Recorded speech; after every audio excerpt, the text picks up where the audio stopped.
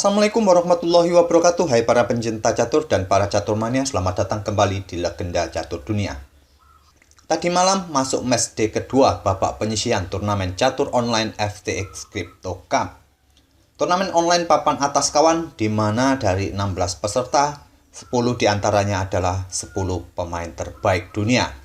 Seperti pada match day kemarin, pada match day kedua tadi malam kawan, ada 40 game yang dimainkan. Di sini admin tidak bisa sebutkan satu persatu kawan karena ada 40 partai.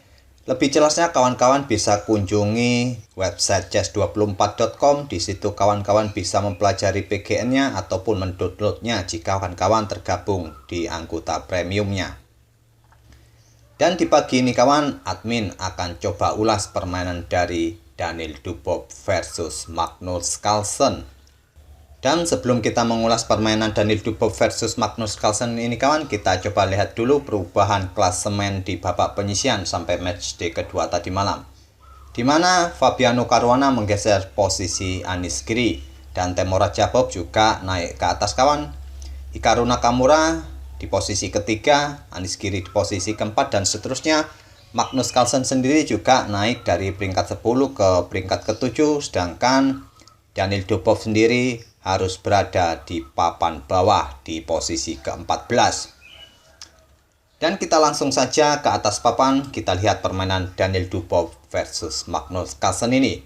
Dubov mengawali permainan dengan pion D4, Carlsen pion D5, pion C4, Queen's Gambit, Gambit ditolak dengan pion C5. Dia bermain dengan variasi Austria atau symmetrical defense. Saya tidak akan menerangkan variasi pertahanan ini kawan, kita akan fokus ke permainannya saja. Kuda F3 lanjut Daniil Dubov, Carlsen melanjutkan pion C pukul pion D4, Dubov pukul pion D5, dan selanjutnya kuda F6 lanjut Magnus Carlsen, memberi tekanan pada pion putih. Kuda putih pukul pion hitam D4, menteri hitam pukul pion putih D5, dan Dubov melanjutkan pengembangan kuda C3 dengan tempo menyerang menteri. Menteri ke A5 mengepin kuda sampai formasi atau diagram seperti ini di langkah ke-7 ini kawan masih sering dimainkan sebelumnya kawan-kawan. Langkah pion G3, langkah kuda ke C2 ataupun gajah ke D2 merupakan 3 pilihan utama bagi putih untuk melanjutkan langkahnya.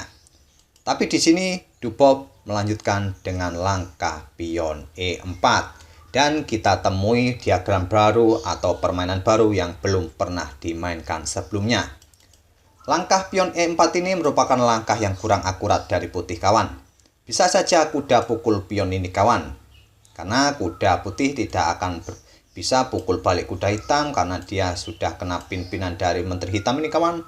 Dan apabila variasi ini tetap dilanjutkan dengan langkah kuda pukul pion, putih mungkin akan membalas gajah B5 skak ditutup oleh gajah, menteri putih bisa bergerak ke B3, hitam melanjutkan langkah kuda pukul kuda.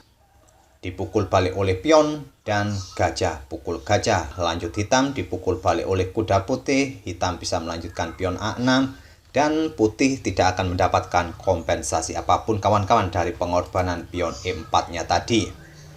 Tapi pada posisi seperti ini tadi kawan, Magnus Carlsen tidak pukul pion gratis ini, dia melanjutkan pengembangan gajah D7.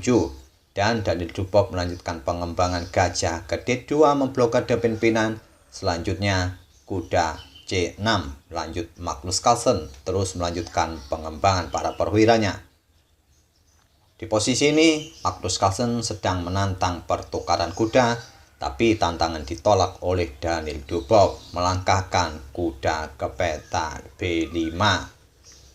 Memindahkan kudanya tadi kan ke petak B3 mungkin sedikit lebih baik dengan tempo menyerang menteri daripada memindahkan kuda ke petak B5. Di sini Magnus Carlsen melanjutkan dengan menggeser beteng A ke C8 menempati lajur yang sudah terbuka. Begitu juga Daniil Dubov menggeser betengnya ke lajur E. Selanjutnya pion E5, lanjut Magnus Carlsen membuka diagonal petak gelap bagi pengembangan gajah berikutnya. Juga dengan memainkan pion E5 ini untuk mendapatkan kontrol pada petak D4 serta petak F4. Daniil Dubov melanjutkan dengan langkah pengembangan gajah ke C4. Pion A6 menyerang kuda. Di sini Dubov tidak melangkahkan kudanya terlebih dahulu. Dia melangkahkan kuda C ke D5, memberikan open serangan bagi Menteri Hitam. Juga kuda putih ini sedang mengincar kuda F6. Magnus Carlsen menarik mundur menterinya ke peta D8 untuk membackup kuda di F6-nya. Kuda B lompat ke C3 menghindari serangan pion, dan Magnus Carlsen melangkahkan kudanya ke D4 menempati petak pusat. Sebuah spot yang cukup bagus bagi kuda hitam ini kawan di petak pusat. Langkah kuda ke peta D4 ini juga membuka jalur bagi benteng hitam menyerang gajah putih ini. Gajah pun ditarik mundur ke B3, dan Carlsen tidak melanjutkan langkah pukul gajah petak terang putih ini kawan. Dia hanya bermain dengan langkah kuda pukul kuda. Dipukul balik oleh gajah, dan selanjutnya Carlsen melanjutkan gajah ke C6 menantang pertukaran gajah petak terang. Tantangan ditolak, dan Dubov lebih memilih rokade pendek menyelamatkan rajanya ke tempat yang lebih aman. Gajah hitam ke C5. Carlsen juga mempersiapkan diri untuk segera rokade pendek. Di sini dan Dubov melangkah menteri ke G4 mengincar pion G7. Sampai langkah ke-17 ini kawan, posisi masing-masing masih cukup berimbang. Posisi-posisi para perwira kedua pemain pun masih cukup berimbang kawan. Di sini Carlsen langsung memilih rokade pendek untuk membackup pion G7-nya. Dan bila putih di langkah berikutnya menempatkan gajah ke peta H6 berharap pion maju ke depan dan mendapatkan benteng hitam, tentu saja langkah ini diantisipasi dengan langkah menteri ke F6. Di sini Daniel Dubov bermain dengan menggeser raja ke H1. Bergeser dari diagonal petak gelap ini kawan, yang mungkin berencana di langkah berikutnya akan mendorong pion maju ke F4, sehingga nantinya dia tidak akan mendapatkan serangan discover attack dari gajah petak gelap hitam ini. Direspon oleh Carlsen dengan langkah pertukaran gajah, dipukul balik oleh kuda, dan di langkah berikutnya barulah gajah ini bisa ditempatkan di peta H6 karena peta F6 ini sudah dikontrol oleh kuda putih. Menteri hitam tidak akan berani menduduki peta ini nantinya. Carlsen pun simpel mengantisipasi serangan seperti ini dengan pion F5. Membuka lajur bagi benteng untuk memberikan kontrol bagi peta F6 juga dengan tempo menyerang menteri kawan. Di sini apabila pion putih ini pukul pion hitam, maka putih akan kehilangan kudanya. Daniel Dubov menawarkan pertukaran menteri di langkah ke-20 dengan menteri ke G5. Tawaran ditolak, Carlsen lebih memilih langkah pion F pukul pion E4, Daniel Dubov pukul pion E5. Dan selanjutnya benteng naik ke F5 menyerang menteri serta kuda yang ada di belakangnya. Kita menemui momen yang menarik di sini kawan. Silakan pause video ini dan coba temukan cara untuk selamat dari serangan benteng hitam ini. Paling tidak nanti materinya akan kembali berimbang. Karena jika menteri putih ini pindah kawan, tentu kuda yang ada di sampingnya akan tewas oleh hitam. Apakah sudah ketemu cara untuk menyelamatkan kedua perwira putih ini? Daniel Dubov memilih langkah pengorbanan menteri sementara kawan, pukul kuda D4. Dipukul balik oleh gajah, selanjutnya terbuka lajur C bagi bentengnya pukul benteng hitam, memberikan ancaman eksrian bagi menteri serta raja hitam. Dan apabila di posisi ini kawan, menteri hitam pukul benteng putih ini, selanjutnya kuda ke peta E7 skak menggarpu menteri hitam, dan dapat dipastikan hitam akan kalah. Di sini Magnus Carlsen tentu tidak akan pukul benteng putih ini kawan. Dia pukul kuda terlebih dahulu. Benteng pukul menteri skak, lanjut Dubov dipukul balik oleh benteng hitam. Dan coba lihat kawan, materi pun kembali seimbang. Tapi di sini hitam jauh lebih unggul posisinya daripada putih. Gajah hitam ini posisinya sedang menawan dua pion putih ini kawan. Benteng pun sudah menempati lajur yang terbuka, dan lajur bagi rajanya pun juga siap untuk dilewati agar rajanya cepat menuju ke petak pusat nantinya. Di sini putih pun mempunyai masalah di baris pertahanan belakangnya kawan. Posisi rajanya juga terjepit. Dan sewaktu-waktu nanti beteng hitam bisa menempati baris pertama untuk bisa melakukan skakmat.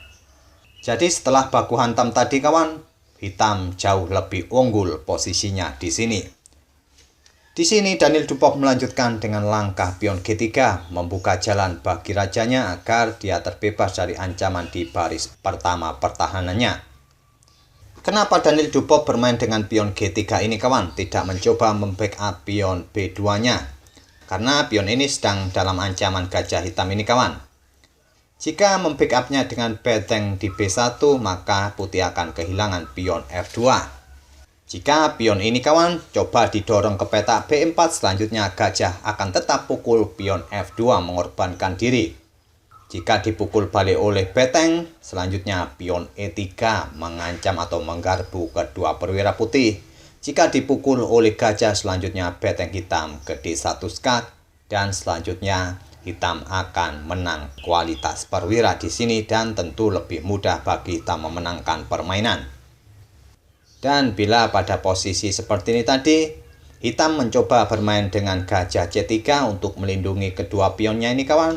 Selanjutnya gajah hitam akan beradu dengan gajah putih, dan dalam posisi seperti ini pun atau dengan struktur pion seperti ini, hitam jauh lebih baik karena hitam mempunyai tempo yang lebih cepat dengan menempatkan betengnya di baris kedua pertahanan putih ini. Mungkin karena itulah Daniel Dubov tadi bermain dengan pion G3. Tentu saja Carlsen melanjutkan pukul pion B2. Gajah putih ke F4, pion B5 lanjut Carlsen. Beteng putih ke E1 menyerang pion, di backup oleh beteng di D4. Selanjutnya raja bergerak ke G2 dan beteng hitam digeser ke C4 untuk menghindari serangan ekstrian dari gajah putih ini nantinya. Di sini Dubov menggeser betengnya ke lajur D menempati lajur yang sudah terbuka. Gajah hitam ke F6, beteng naik ke D2 melindungi pion atau menghadang pergerakan beteng hitam yang mungkin akan menempati baris kedua pertahanan putih ini. Raja hitam ke F7 segera menuju ke lajur pusat. Pion G4, gajah ke D4 memberikan tekanan pion F2. Sekarang beteng digeser ke E2 kembali menyerang pion. Gajah mundur ke C5 membuka akses bagi beteng melindungi pion. Beteng kembali digeser ke D2. Raja hitam ke E6. Pion H4 lanjut Dubov. Pion A5 balas Carlsen. Pion H5. Pion A4, pion H6 menantang pertukaran, tantangan diterima, dipukul balik oleh gajah, dan pion B4 lanjut Magnus Carlsen. Dua pion melawan satu pion di sayap menteri. Tentu saja sudah terlihat kawan pada posisi seperti ini, hitam akan menang. Jika hitam tidak mengantuk dan melakukan blunder di langkah berikutnya. Dan Dubov melanjutkan dengan langkah gajah F4, pion B3 menantang pion, tantangan diterima, dipukul balik oleh pion, dan dua langkah lagi pion ini akan segera promosi. Dibendung oleh beteng di B2, beteng putih ke C3 melindungi pionnya, dan beteng putih turun ke B1, raja hitam bergeser ke D5. Di langkah ke-41 ini kawan, Daniel Dubov menyerah. Dengan keaktifan rajanya kawan untuk mendukung pionnya nanti segera promosi, tentu pion hitam ini sulit dihadang untuk promosi, kecuali nanti putih akan kehilangan satu perwiranya. Jadi admin tidak akan melanjutkan permainan hingga bedak-bedaknya usai kawan. Tidak mungkin bisa mengalahkan Magnus Carlsen dengan permainan endgame seperti ini. Selanjutnya pion ini sudah tidak bisa lagi dibendung untuk promosi, kecuali putih harus pukul menggunakan salah satu perwiranya nanti. Itulah kawan permainan antara Daniel Dubov versus Magnus Carlsen yang terjadi di putaran ke-9 tadi malam. Sampai 10 putaran yang terjadi di matchday kedua tadi malam kawan, Daniel Dubov masih terjerumus di posisi ke-14. Masih ada matchday ketiga nanti malam buat Daniel Dubov untuk menyelesaikan 5 gamenya untuk mendapatkan posisi 8 besar. Nantinya di babak penyisihan ini kawan akan diambil 8 pemain terbaik untuk lanjut ke babak knockout. Dan itulah kawan, untuk game pagi ini kita akan ulas satu partai lagi nanti sore, dan kita akan bertemu di video-video berikutnya. Terima kasih.